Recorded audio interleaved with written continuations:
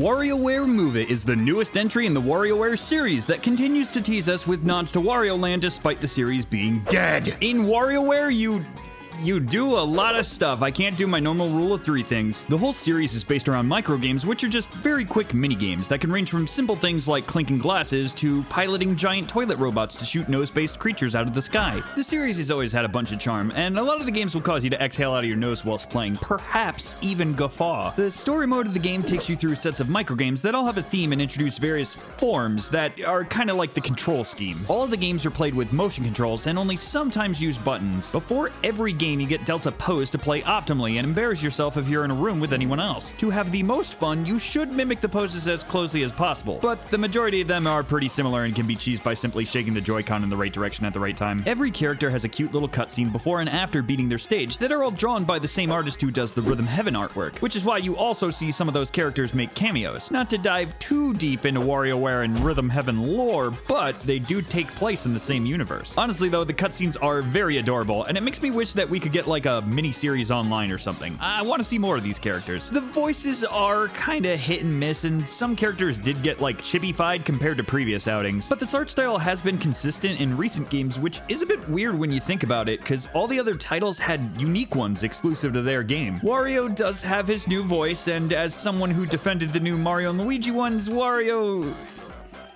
gonna take some getting used to. It's not bad, really. Like, he did a good job being emotive and fun, it's very different from classic Wario. A trip with these chumps doesn't feel like a prize. He does the laughs well, but I think my biggest problem is that Wario sounds human. Wario is not supposed to sound like a person. The animations of them during their stage are so bouncy and fun, they can almost be distracting, but everything seems designed to provoke little chuckles or smiles, which we need more of that nowadays. It's just kind of stupid fun. This title seems to be a sequel to WarioWare Smooth Moves specifically, which was the Wii's entry and my personal favorite. Not because I thought it was the best title, that probably goes to gold, but it was a really fun party game. So when I saw this title announced, I was actually pretty hyped, and I did actually get a huge wave of nostalgia, because akin to the Wii title, the motion controls work maybe 80% of the time. I'm sad to say that this title is on par with Wii-level motion controls. The already random games become a bigger gamble, as not only do you have to react quickly, but now you kind of just have to pray that the motion controls decide to work. I can't count how many times there would be a simple game of like tilt this way, and despite flopping onto my floor after trying to bend my body at a 90-degree angle, the in-game character just wasn't having it. One of the post-game unlocks was tied around getting a score of 4,400 in a muscle minigame, and I had to do that way more than I should have because sometimes the minigames just didn't want to work, so it was just a free L for me. I